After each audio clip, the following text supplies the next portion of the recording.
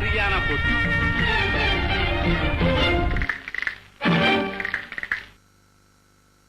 வணக்கம் நேயர்களே, சபா சரியான போட்டி நிகழ்ச்சிக்கு உங்களை வரவேற்கிறோம். ஒரு தொகுதியில போட்டியிடக்கூடிய எதிரெதிர் வேட்பாளர்கள் கலந்து கொண்டு மக்களுக்கு கொடுக்கக்கூடிய வாக்குறுதிகளும் வேட்பாளர்களை எழுப்பக்கூடிய கேள்விகளும் இந்த நிகழ்ச்சி. அந்த வகையில திருப்பூர் நாடாளுமன்ற தொகுதியினுடைய பிரதான கட்சிகளுடைய வேட்பாளர்கள் நம்மிடையே இணைகிறார்கள். முதலாவதாக அதிமுக தரப்பினுடைய வேட்பாளர் இணைகிறார். ஈரோடு புறநகர் மாவட்ட எம்ஜிஆர் இளைஞரணியினுடைய செயலாளராக இருக்கிறார். 46 வயதுடைய திரு அருணாச்சலம் அவர்கள் நம்மோடு இணைந்திருக்கிறார். நிகழ்ச்சிக்கு அவரை வரவேற்கிறேன். பாரதிய ஜனதா கட்சியில் இருந்து பாஜக தேசிய இளைஞரணியினுடைய துணைத் தலைவர், அறிமுகமான முகம் திரு AP முருகானந்தம் அவர்கள் திருப்பூர் தொகுதியினுடைய வேட்பாளராக களமிறங்குகிறார். அவரையும் நிகழ்ச்சிக்கு வரவேற்கிறேன். இன்னும் சற்று நேரத்தில் இந்திய கம்யூனிஸ்ட் கட்சியினுடைய MP தற்போதைய வேட்பாளர் இணைய இருக்கிறார். நம்ம முதல்ல பாஜக வேட்பாளர் இருந்து ஆரம்பிச்சலாம் அப்படின்னு. சார், எதிர்த்தரப்பினரிடம் நலம் விசாரிக்கக்கூடிய நேரம், உங்களை எதிர்த்து போட்டியிடக்கூடிய அதிமுக வேட்பாளரிடம் நலம் விசாரிக்கலாம், அல்லது அவர்கிட்ட இருக்கக்கூடிய நல்ல விஷயம் என்ன? நெறியாளர் கார்கே அவர்கள் உள்ளிட்ட இணைந்திருக்கக்கூடிய சகோதரர்கள் அத்தனை பேருக்கும் வணக்கங்கள். பார்த்து கொண்டிருக்கக்கூடிய நேயர்கள் அத்தனை பேருக்கும் வணக்கங்கள். இது ஒரு தேர்தல் களம். இது தனிப்பட்ட ஒரு மோதல் எதுவுமே கிடையாது. அதனால அவர்கள் சித்தாந்தத்தை வைக்கின்றார்கள், எங்களுடைய சித்தாந்தத்தை நாங்கள் வைக்கின்றோம். நல்லவைகள் எவை என்பது மக்கள் தீர்மானிக்கட்டும். எனக்கு நேரடியாக அதிகமாக பழக்கமில்லாத காரணத்தினால் அவர் கவுன்சிலராக இருந்திருக்கின்றார், மக்கள் பணியாற்றி இருக்கின்றார் என்பது மட்டும் எனக்கு நன்றாக தெரியும். அதனாலே தேர்தலில் களத்தில் போட்டியிடக்கூடிய சகோதரர் அருணாச்சலம் அவர்களுக்கு வாழ்த்துக்களை தெரிவித்துக் கொள்கின்றேன். திரு அருணாச்சலம், திரு AP முருகானந்தத்திற்கான உங்களுடைய வாழ்த்துக்களோ நலம் விசாரிப்போம். தந்தி டிவி நேயர்கள் அனைவருக்கும் வணக்கம். அண்ணன் முருகானந்தம் அவர்கள் சொன்னதை போல அவரும் எனக்கு நேரடியாக அறிமுகம் இல்லாதவர், நல்ல நெறிமுகம் இல்லாதவர். அவர் சார்ந்த பாரதிய ஜனதா கட்சியிலே அவர் நல்ல மாநில பொறுப்பிலே இருந்திருக்கிறார். அந்த அளவில் தான் எனக்கு தெரியும். தனிப்பட்ட அரசியலுக்கு அப்பாற்பட்டு அவருக்கும் எனக்கும் எந்த தனிப்பட்ட ஒரு காரணமும் இல்லை என்று தெரிவித்துக் கொள்கிறேன். ஓகே, உங்களுடைய பலம் அப்படின்னு என்ன பாக்குறீங்க திரு அருணாச்சலம்? ஏன் இந்த தொகுதியில நீங்க வெற்றி பெறுவேன்னு நினைக்கிறீங்க? ஏன் இந்த தொகுதியில நிக்கிறீங்க? திருப்பூர் பாராளுமன்ற தொகுதியை பொறுத்தவரை என்னுடைய பலம் என்று சொல்வதற்கு ஒன்றுமில்லை. மாண்புமிகு புரட்சி தமிழர் அண்ணன் எடப்பாடியார் அவர்களுடைய பலமும் இரட்டை இலையின் பலமும் தான் இங்கே நாம் முன்னெடுத்து சென்று கொண்டிருக்கின்றோம்.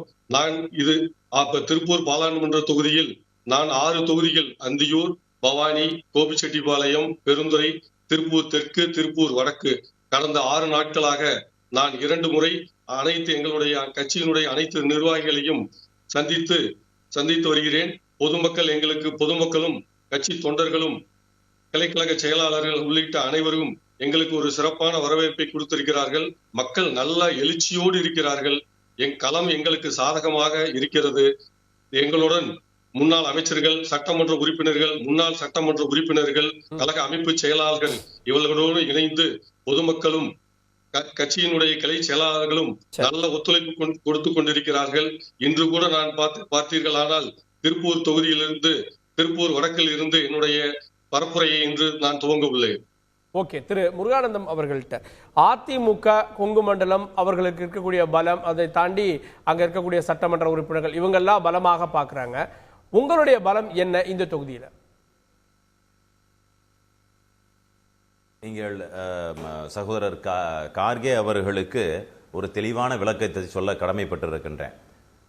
ஒட்டுமொத்த தமிழகத்தில் இன்றைக்கு பாரதிய ஜனதா கட்சியினுடைய எழுச்சி அபரிதமான ஒரு எழுச்சியை நோக்கி நாங்கள் சென்று கொண்டிருக்கின்றோம். எங்களுடைய தலைமையிலே அமைந்திருக்கக்கூடிய கூட்டணி மிக வலிமையான ஒரு கூட்டணி. மிக அதிக வாக்கு வித்தியாசத்திலே 39 தொகுதியிலும் வெற்றி வரக்கூடிய அற்புதமான வாய்ப்புகளை நோக்கி நாங்கள் பயணித்துக் கொண்டிருக்கின்றோம். நீங்கள் ஆரம்பத்திலே வைத்திருக்கக்கூடிய அந்த கேள்விக்கு பதிலை கூட சொல்ல கடமைப்பட்டிருக்கின்றேன்.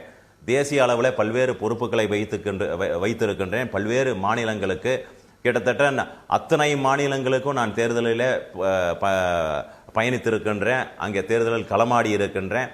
நேரடியாக பாரதிய ஜனதா கட்சியில் 30 ஆண்டு காலமாக கடுமையாக அரசியல் களம் இருக்கக்கூடிய பல்வேறு மாநிலங்களே பணியாற்றி இருக்கின்றேன். அதற்கும் மேலாக பெருமைமிகு நம்முடைய பிரதமர் நரேந்திர மோடி அவர்களுடன் நேரடியாக பயணித்துக் கொண்டிருக்கின்றேன் 2014 முதல். அதற்கு முன்னாலே அவர் குஜராத்தினுடைய முதல்வராக இருந்த போதிலும் கூட அவருடன் நேரடியாக குஜராத் மாநிலத்திற்கு பொறுப்பாளராக இருந்திருக்கின்றேன். அதனால கார்கே அவர்களுக்கும் நேயர்களுக்கும் சொல்லிக்கொள்ள ஒரு அற்புதமான விஷயம் என்னவென்று சொன்னால், ஒரு பாராளுமன்றத்தினுடைய உறுப்பினர் எப்படி இருக்க வேண்டும் என்று சொன்னால், கேட்டு பெறக்கூடிய தன்மையிலே இருக்க வேண்டும். மத்தியிலே ஒரு அற்புதமான ஆட்சி அமையப் போகின்றது 3வது முறையாக. அதற்கு பிறகு அப்படி அமைகின்ற பொழுது இங்கே தேர்ந்தெடுக்கப்படக்கூடிய பாராளுமன்ற உறுப்பினர் ஒரு இணைப்பு பாலமாக இருக்க வேண்டும். இத்தனை ஆண்டுகாலம் அப்படி இல்லை. அதனால நேரடியாக பாரதிய ஜனதா கட்சி திருப்பூர் பாராளுமன்றம் உருவானதற்கு பிறகு முதல் முறையாக களம் காண்கிறது என்று சொன்னால், பிரதமர் அவர்கள் விரும்புகின்றார்கள் ஒரு அற்புதமான ஒரு வேட்பாளர் எங்களுடைய தலைவர் அண்ணாமலை அவர்கள் நான் போட்டியிட வேண்டும், பிரதமர் அவர்கள் நேரடியாக திருப்பூர் பாராளுமன்றம் போல ஒரு மிகப்பெரிய ஒரு நம்பிக்கை தரக்கூடிய ஒரு பாராளுமன்றம், அதிக எதிர்பார்ப்பை தரக்கூடிய பாராளுமன்றம், அதிக வருவாய் ஈட்டி கொடுக்கக்கூடிய பாராளுமன்றத்தில் கனகச்சிதமாக இருக்கக்கூடியது, சிறப்பாக தேர்தல் பணியாற்றக்கூடியது, மக்கள் சேவை செய்யக்கூடியது, பிரதமர் இடத்துல நேரடியாக தொடர்பு இருக்கக்கூடியது, மக்களுக்கு கேட்டு பெறக்கூடிய தன்மை இருக்கக்கூடிய வேட்பாளர்கள் இருக்க வேண்டும் என்று பிரதமர் அவர்கள் எதிர்பார்க்கின்றார்கள். அதற்கு நிச்சயமாக முழுமையாக நான் பயணிக்க முடியும். ஒரு 10 செகண்ட்ல முடிச்சுக்கிறேன். அதே போல நிச்சயமாக அது என்னுடைய பலம் தானே. மற்ற நபர்களிடம், இப்போ கம்யூனிஸ்ட் கட்சி வேட்பாளரிடமோ அதிமுகவிடமோ என்ன பலவீனம்னு பாக்குறீங்க சார்? நேரடியாக ஒரு விஷயம், வருகின்ற தேர்தல் யார் பிரதமர் என்பதற்கான தேர்தல். இந்தியாவே முடிவு செய்து விட்டது. பிரதமர் மோடி அவர்கள் 3வது முறையாக 400 சீட்டுக்கு மேல் அவர்கள் பெற போகின்றார்கள் அப்படின்னு இந்தியாவே முடிவு செய்து விட்டது. அதை நோக்கித்தான் தமிழகமும் பயணித்துக் கொண்டிருக்கின்றது. அப்படி இருக்கின்ற பொழுது எப்பேற்பட்ட ஒரு தேர்தலினுடைய இங்கே பரப்புரை இருக்க வேண்டும், இங்க இருக்கக்கூடிய தேர்தல் களம் காணக்கூடிய வேட்பாளர் எப்படி இருக்க வேண்டும் என்று சொன்னால், நேரடியாக அவர்களிடத்துல சென்று கேட்டு பெறக்கூடிய வேட்பாளராக இருக்க வேண்டும். நான் யாரிடத்துல நேரடியாக 1-to-1 கனெக்ஷன் இருக்கக்கூடிய நபராக நான் பிரதமரோடு பயணித்துக் கொண்டிருக்கின்றேன். நான் சுத்தி வளைச்சு போகணும்னு அவசியமே இல்லை. நேரடியாக பிரதமர் இடத்துல சென்று நேரடியாக திருப்பூர் பாராளுமன்றத்துக்கு இதெல்லாம் தேவை. இதற்கு முன்னாலே கம்யூனிஸ்ட் கட்சி செய்திருக்கக்கூடிய விஷயங்களை எல்லாம் சகோதரர் கார்கே அவர்களுக்கு சொல்ல ஆரம்பிச்சோம்னா சுத்தமா ஒரு நாள் வேணும். அவ்வளவு துரோகங்கள் கம்யூனிஸ்ட் கட்சி செய்திருக்கிறது. இந்த நேரத்துல நம்முடைய இந்த நேரத்துல இந்திய கம்யூனிஸ்ட் கட்சியினுடைய வேட்பாளர் தற்போதைய எம்பி திரு கே சுப்ராயன் அவர்கள் நம்மோடு இணைந்திருக்கிறார். முன்னாள் எம்எல்ஏவாக எம்பியாக இருந்திருக்கார். தற்போதைய எம்பியும் அவரே. கம்யூனிஸ்ட் கட்சியில நீண்ட அனுபவம் உடையவர். அவர் நிகழ்ச்சிக்கு வரவேற்கிறேன். சார் வணக்கம். எதிர்த்தரப்புல 2 வேட்பாளர்கள் களத்தில் நிற்கிறாங்க. அவர்களிடம் நீங்கள் பார்க்கக்கூடிய நல்ல விஷயமோ அல்லது வாழ்த்துக்களோடு நிகழ்ச்சியை நீங்க தொடங்கலாம். அதாவது தேர்தல் களத்தில் எங்களுக்கு எதிராக நிற்கின்றவர்களை பற்றி தனிப்பட்ட முறையில் எந்த விமர்சனமும் எப்பொழுதும் நாங்கள் வைப்பதில்லை. தனிப்பட்ட விமர்சனங்களையோ தனிப்பட்ட பிரச்சனைகளை பற்றியோ எங்களுக்கு அக்கறை இல்லை. இன்றைய இந்திய நிலையில் இந்தியாவின்பால் எத்தகைய கொள்கைகளை முன்வைக்கிறார்கள் என்பதை பொறுத்தே நாங்கள் எதிர்ப்பதும் ஆதரிப்பதும் அமையும். இன்றைய இந்தியா என்பது 140 கோடி மக்களை கொண்டது. 140 கோடி மக்களையும் ஒன்றிணைக்கிற கொள்கை உள்ளவர்கள்தான் நாட்டை ஆள வேண்டும்.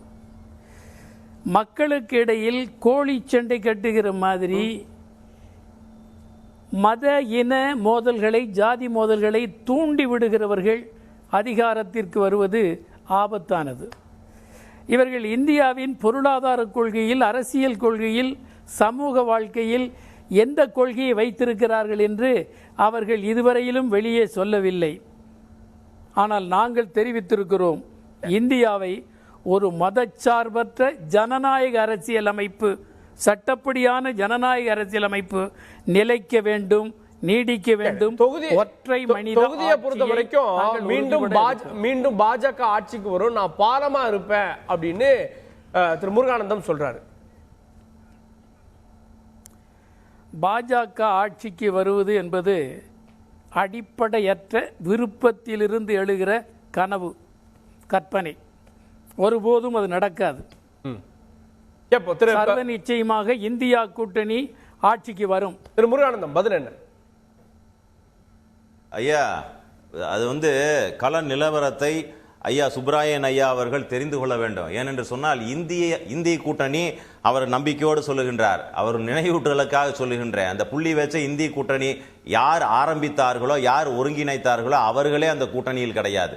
இன்றைக்கு ஒவ்வொரு கூட்டணியாக கலந்து கொண்டு கடைசியாக இந்திய கூட்டணியில இந்தியா அப்படின்னு இருக்கக்கூடியது வெறும் மட்டும்தான் இருக்குதாங்க.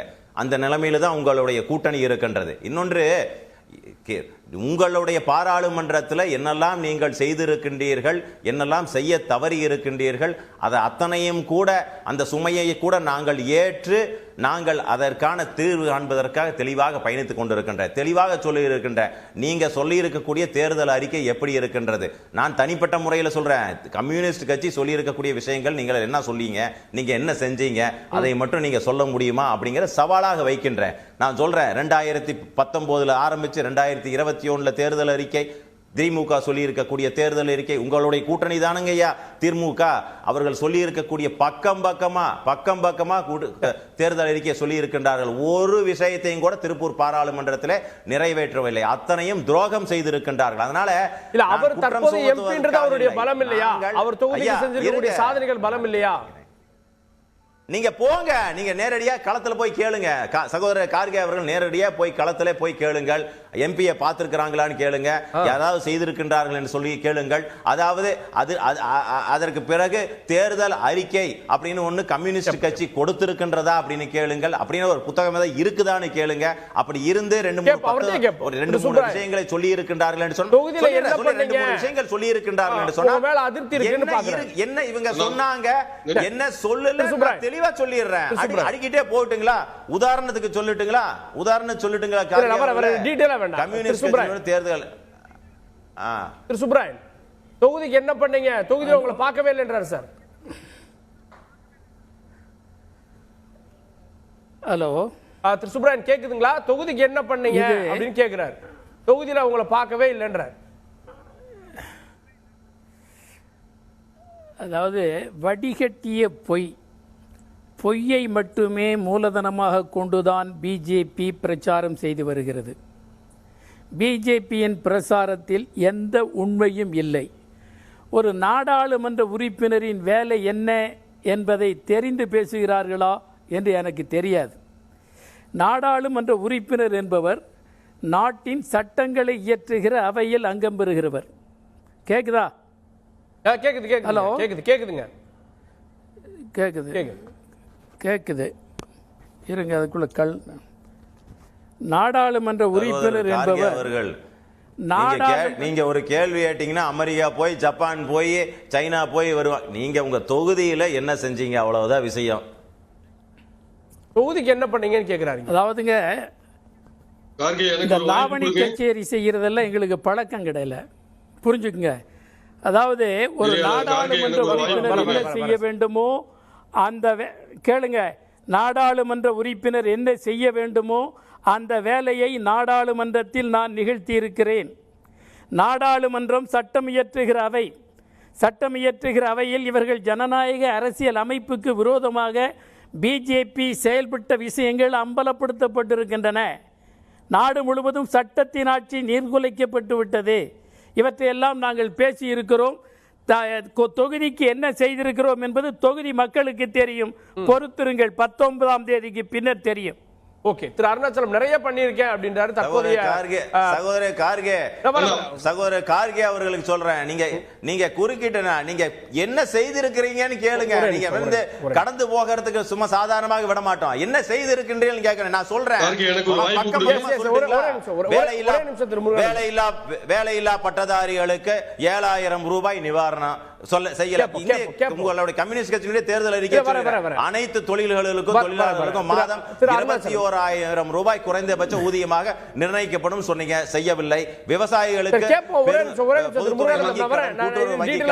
அனைத்து கடன் ரத்தும் செய்யும். சார், நீங்க நீங்க ஒரு சாதாரணமா முறையா திரு அருணாச்சலம் திரு சுப்ராயன் சொன்னார் தொகுதிக்கு நிறைய விஷயம் பண்ணிருக்கேன்றாரு. ஒரு எம்பியா இருக்குதா அவருடைய பேசல் யார் திரு அருணாச்சலம்?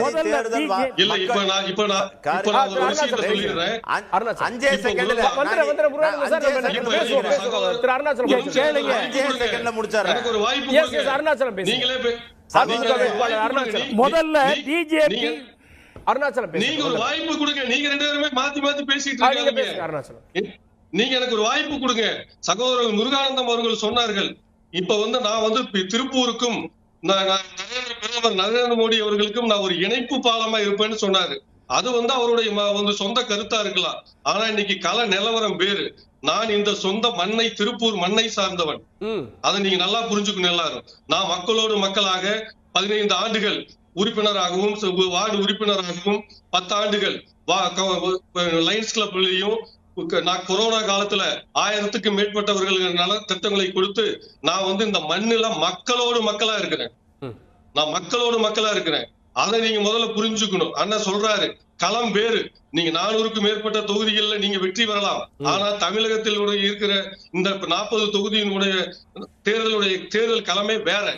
அதை நீங்க முதல்ல புரிஞ்சுக்கணும். 2வது இன்னொன்னு என்னன்னா, நம்ம மூத்த அண்ணன் சுப்ராயன் அவர்கள் சொன்னாங்க, இப்ப அவரு சொல்ற மாதிரி அண்ணன் முருகானந்தன் சொன்ன மாதிரி நம்ம கேட்ட கேள்விக்கு இங்க ஆரம்பிச்சு அமெரிக்கா போய் வராரு. நீங்க இந்த 5 ஆண்டுகளாக நீங்க என்ன இந்த தொகுதிக்கு நீங்க இந்த மக்களை சந்திச்சு நீங்க என்ன செஞ்சீங்க? ஒரு டெமோக்ரஸியில நாம ஒரு நாடாளுமன்ற உறுப்பினராக தேர்ந்தெடுக்கும் பட்சத்தில் சட்டத்தை இயற்றுறதுதான் நம்ம ஒரு டெமோக்ரஸி. ஒரு நாடாளுமன்ற உறுப்பினருக்கு அங்க அந்த பதவி செங்கோட்டையில நம்ம பண்றோம். நீங்க இந்த 6 தொகுதியில அந்தியூர், திருப்பூர், வடக்கு, தெற்கு, கோபிச்செட்டிப்பாளையம், பவானி, பெருந்துறை, இந்த தொகுதியில எல்லாம் நீங்க அடிப்படை தேவைகள் என்ன நீங்க செஞ்சு கொடுத்தீங்க? அதுக்கு பதில் சொல்லுங்க. அவர் முருகானந்தம் அதைத்தான் கேட்கிறாரு, நெறியாளர் அவரும் அதைதான் கேட்கிறாரு. நீங்க அதுக்கு பதில் சொல்லாம நீங்க வெவ்வேறு விஷயத்துக்கு போயிட்டு இருக்கீங்க. சரி, கேப்போம். அதுக்கு பதில் சொல்லுங்க. ஓகே, எம்பி என்ன பண்ணான்ற கேள்வி கேட்டிருக்கீங்க. அதோட நான் இந்த தொகுதியை சேர்ந்தவன், மற்றவர்கள் இந்த தொகுதியை சேர்ந்தவங்களான்ற கேள்வி கேட்டிருக்கீங்க. தொகுதிக்கு என்ன பண்ணீங்கன்னு 2 பேரும் கேள்வி எழுப்புறாங்க. திரு சுப்ராயன், ரொம்ப மகிழ்ச்சி. 2 வேறு கட்சிகள் என்றாலும் ஒரே நோக்கம் உள்ளவர்கள் என்பது அம்பலப்பட்டிருக்கிறது. என்ன செய்திருக்கிறேன் தொகுதிக்கு என்பதை கேள்வி கேட்கறதுல என்னங்கய்யா ஒரே நோக்கம்? கேள்வி கேட்டா அதுக்கு பதில் சொல்றதுதான் நோக்கம். கேளுங்க, இந்த மாதிரி குறுக்குச்சால் ஓட்டுறது தான் நான் விரும்புறது இல்ல. நீங்க பேசுங்க. அதாவது 27 பக்கங்கள் கொண்ட ஒரு புத்தகமாக வெளியிட்டு இருக்கிறோம். இங்க பாருங்க, இந்த மாதிரி குறுக்க பேசுறது ஒரு நிமிஷம் இருங்க. திரு சுப்ராயன் குறுக்க பேசாம இருக்கணும், இன்டர்வீன் பண்ணாம இருக்கணும். எதுக்காக இன்டர்வீன் பண்றாரு? என்னதுக்கு இன்டர்வீன் பண்றாரு? நீங்க பேசுங்க. அதாவது என்ன செய்திருக்கிறேன் 6 தொகுதியிலும் என்பதை ஒரு சிறு வெளியீடாக வெளியிட்டிருக்கிறோம். அந்த புத்தகங்களை அவர்களுக்கு எப்பொழுது வேண்டுமானாலும் வந்து பார்க்கலாம். 1. 2வது, நண்பர் முருகானந்தம் பேசுறதுக்கு முன்னால ஒரு தெளிவா 5 வருடங்களுக்கு முன்னர் கொடுத்த வாக்குறுதிகளில் எவற்றை பிஜேபி நிறைவேற்றி இருக்கிறது என்பதை விரிவாக சொல்ல வேண்டும். எவற்றை நிறைவேறவில்லை, ஏன் நிறைவேற்றவில்லை என்பதையும் விளக்க வேண்டும். மக்களுக்கு முன்னால் குற்றவாளியாக நிற்பது நான் அல்ல, பிஜேபி சர்க்கார், மோடி சர்க்கார். மோடி சர்க்கார் கொடுத்திருக்கிற வாக்குறுதிகள் அவ்வளவும் பொய்யான வாக்குறுதிகள். பாராளுமன்றத்தில் கேட்டபோது என்ன சொல்லுகிறார்கள்? தேர்தல் கால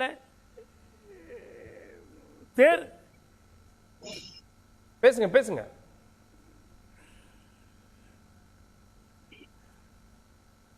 சுப்ராயன் பேசுங்க. இதற்குள்ள குறுக்க பிரச்சனை. இதே விஷயத்தை பாராளுமன்றத்தில் பேசிய போது கொடுத்த வாக்குறுதிகளை நிறைவேற்றவில்லை என்று கேட்டவுடன் அமித்ஷா என்ன சொல்லுகிறார்? இது எல்லாம் தேர்தல் கால ஜுஜிபி என்று சொல்லுகிறார். தேர்தல் கால ஜுஜிபி என்று வாக்குறுதி கொடுத்தவர்களுக்கு என்ன செய்தேன் என்பதற்குரிய தார்மீக தகுதி இல்லை. நான் என்ன செய்திருக்கிறேன் என்பதற்கான புத்தகம் வெளியிடப்பட்டிருக்கிறது. எங்கள் அலுவலகத்தில் எப்பொழுது வேண்டுமானாலும் வந்து பார்க்கலாம். சரி, ஓகே. நீங்க எதிர்த்தரப்புல இருக்கவங்ககிட்ட நீங்களே நேரடியா கேள்வி கேட்கலாம். பாஜக வேட்பாளருக்கு உங்களுடைய கேள்வி என்ன திரு சுப்ராயன்? தேர்தலில் நிற்பதற்கு முன்னர் 10 ஆண்டுகளாக வருஷத்திற்கு 2 கோடி பேருக்கு வேலை வாய்ப்பு அளிப்போம் என்றீர்களே, 20 கோடி பேருக்கு வேலை வாய்ப்பளித்து விட்டீர்களா? இரண்டாவது, வெளியில் இருக்கிற கருப்பு பணத்தை கைப்பற்றி ஒவ்வொரு இந்தியனுக்கும் 15 லட்சம் ரூபாய் டெபாசிட் செய்வோம் என்றீர்களே, செய்து விட்டீர்களா? என்று சொல்லுகிறார்களே, அந்த முறைகேடற்ற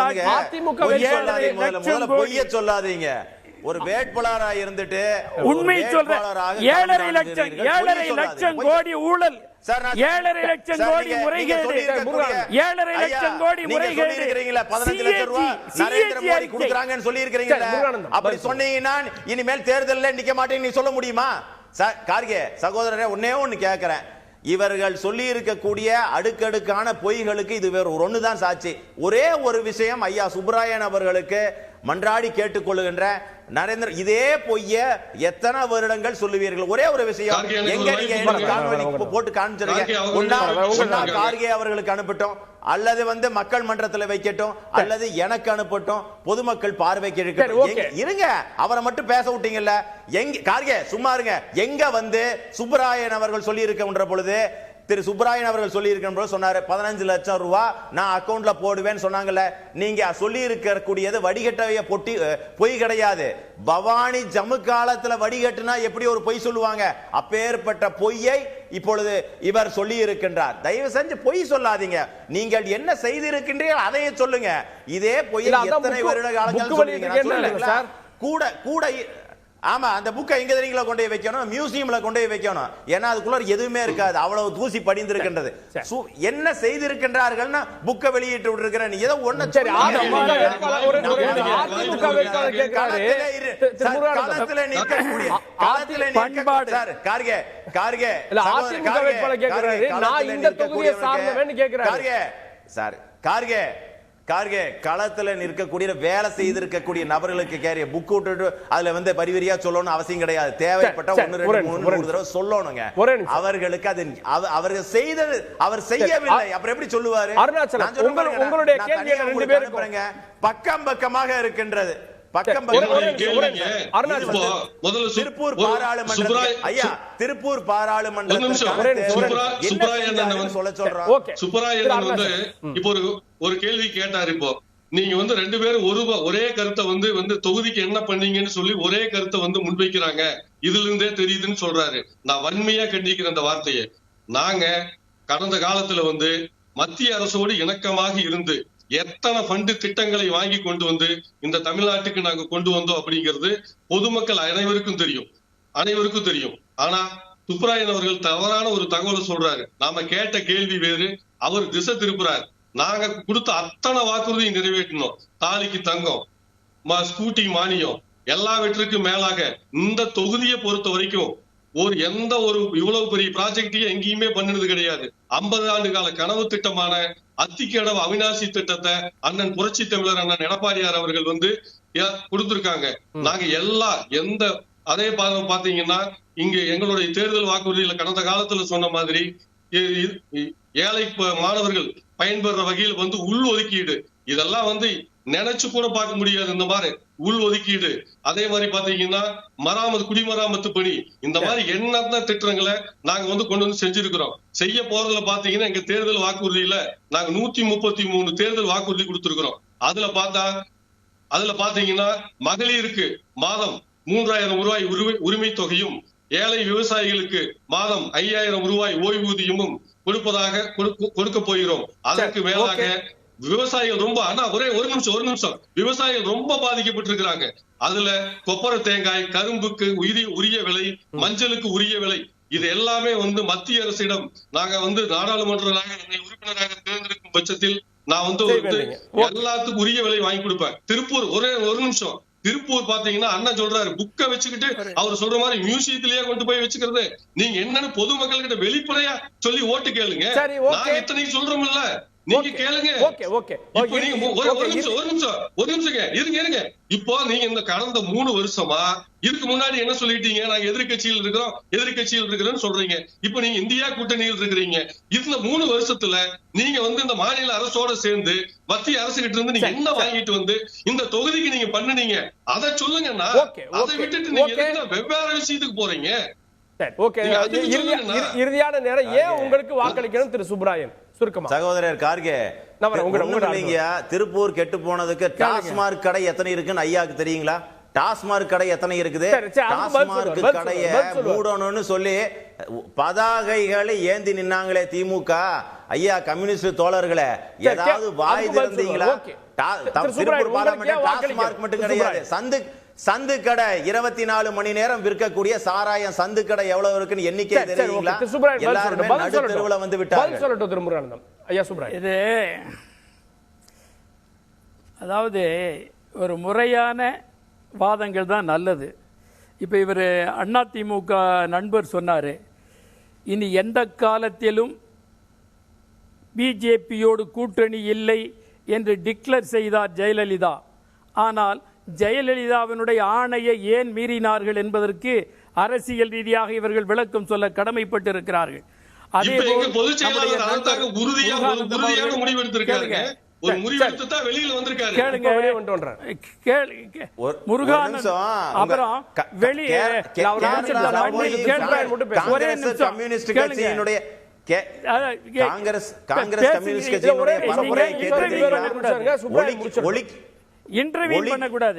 ஒழிக்கப்பட வேண்டிய கட்சி கம்யூனிஸ்ட் காங்கிரஸ் சசி தரூர் சொல்லியிருக்கார். கொஞ்சம் தயவுசெய்து கேளுங்க. நல்லது, அது அவருடைய அரசியல் நிலை. அதாவது முதலில் இன்னொன்னு அதிமுக சொன்னாங்க, அவரு இந்த தொகுதியினுடைய மண்ணின் மைந்தர்னு. அந்த கொள்கையில் எனக்கு உடன்பாடு கிடையாது. வேற எந்த பக்கம் இருந்து வேணாலும் எந்த தொகுதியிலேயே ஒருவர் போட்டியிடலாம், அதுதான் அரசியல் சட்டம். அதை மீறி பேசுறதுக்கு அவரு பக்குவ குறைவா பேசுகிறார் என்று கருதுகிறேன்.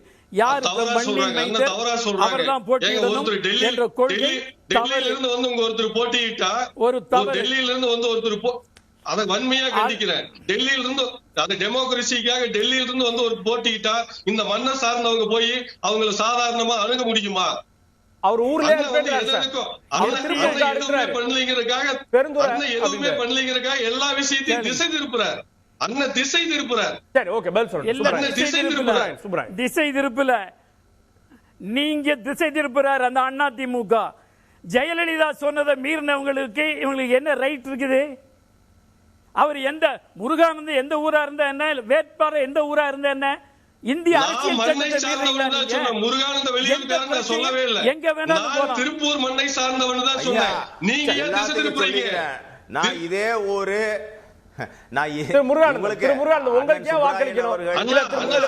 அவரே சொல்ல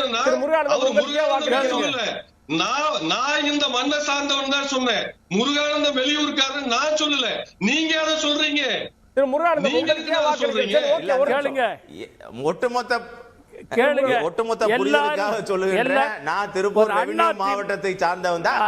அது இல்ல, அது விஷயம் கிடையாது. பசிக்கிறவனுக்கு சோறு போடுறாங்களா, அது எந்த ஊருக்காரங்களா முதலாவது முதல் நான் இதே ஊரு இதே ரெவென்யூ. ஐயா கரெக்டுங்க, நீங்க பேசிருங்க, இல்லைன்னா நான் சொல்லிடுறேன். இதே ரெவென்யூ மாவட்டத்தை சேர்ந்தவன்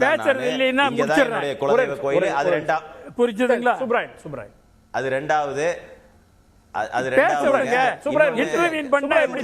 சோறு போடணும், அவ்வளவுதான் விஷயம். திரு சுப்ராயன் முடிச்சிருங்க. சொல்லுங்க ஐயா, சொல்லுங்க. கேட்டாரு, டெல்லியில் அல்ல, இந்தியாவின் எந்த மாநிலத்தில் இருப்பவரும் எந்த மாநிலத்திலும் போட்டியிடலாம், அது அரசியல் சட்டப்படியானதே. அதை கூட தெரிந்து கொள்ளாமல் அதிமுக வேட்பாளர் இருப்பது வருத்தம் அளிக்கிறது. அவ்வளவுதான். மற்றது பிஜேபி பொறுத்தவரையிலும் அவர்கள் கொடுத்த வாக்குறுதி நிறைவேற்றவில்லை. எனவே அவற்றை எதிர்த்து போராடுவது என்னுடைய கடமை. அந்த போராட்டத்தை நடத்த நான் போட்டியிடுகிறேன். இறுதி கருத்து.